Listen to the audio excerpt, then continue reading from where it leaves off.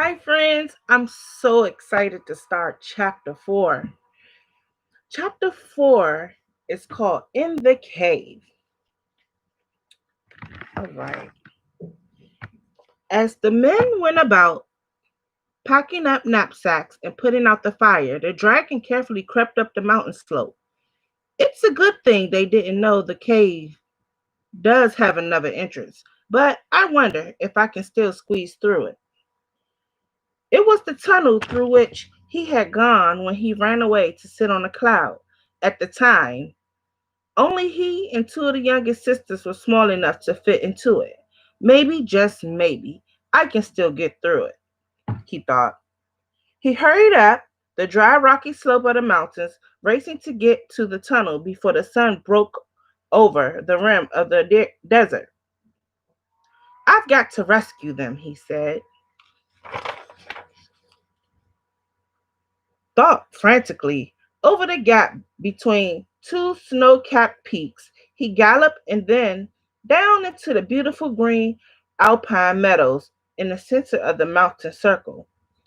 Here, streams babbled down the slopes to the bottomless lake. Masses of wildflowers, butterfly weeds, painted cups, all colors paraded along the brookside. In the pastures everywhere were giant snapdragon plants looking more like bushes than flowers, but the dragons did not have time to stop and gaze at the beautiful home in the great high mountains of Blue Land. Already the sun was reaching over the horizons, lighting up the sky.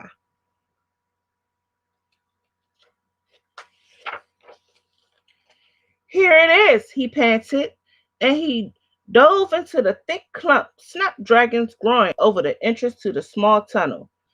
He had seen the men across the lake guarding the cave with an enormous net. I wish I knew what they're planning to do next, he thought. But it's too late now. I have to wait until dark. He tried to pass into the tunnel, but the roots of the snapdragons had grown over the entrance and the dirt had washed in from above. Dig carefully, they might notice the stir in the bushes. He warned himself as he cleared the way. At last, he could fit into the hole and he started the long trip through the tunnel. I might get stuck any moment, he groaned as the tunnel turned corners and gradually dug deeper into the side of the mountain. Always only just big enough for him to squeeze through. On and on he crawled, and just when he thought he would surely get to the large part of the cave, he got stuck. He pushed and wiggled, but he couldn't get through.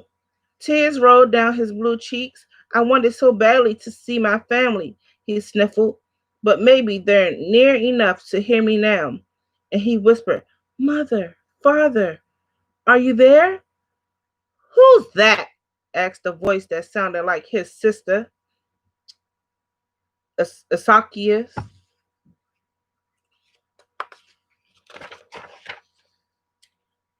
It's Boris, cried his mother. Oh, Boris, Boris, we thought we'd never see you again. Come into the cave. We're in terrible danger. I know, said Boris the dragon, but I can't squeeze through the tunnel. Oh, I do wish I could. But listen, whatever you do, don't go near the main entrance to the cave. Many men are waiting there with an enormous net.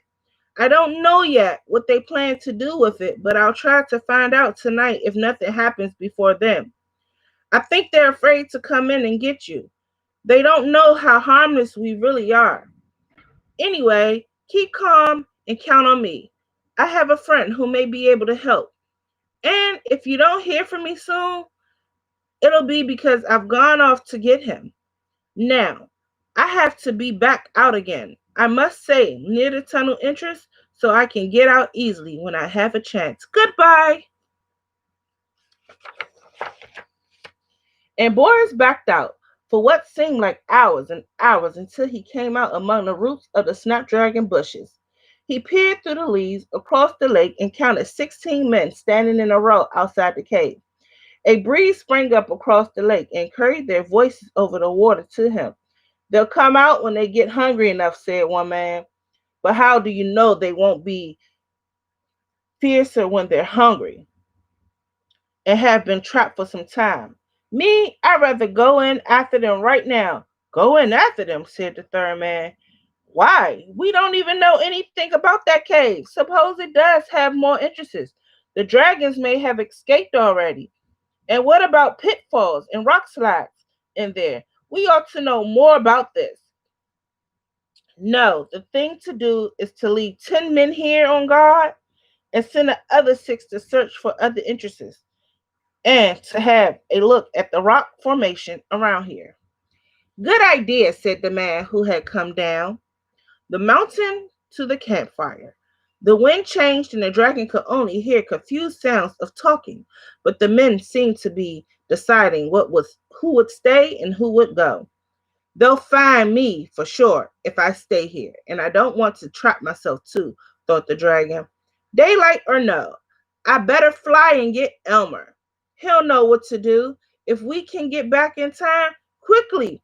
He fitted the snapdragon roots over the tunnel hole, arranging them carefully so they wouldn't look nearly dug up. Then, keeping close to the ground, he crept through the green meadows and up and up and up to the gap between the mountain peaks.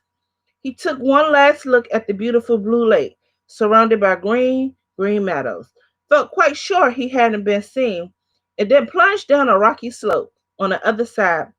Up in the air he flew, shielded from the eyes of the men by the circle of mountains. All right, friends. I hope you enjoyed chapter 4.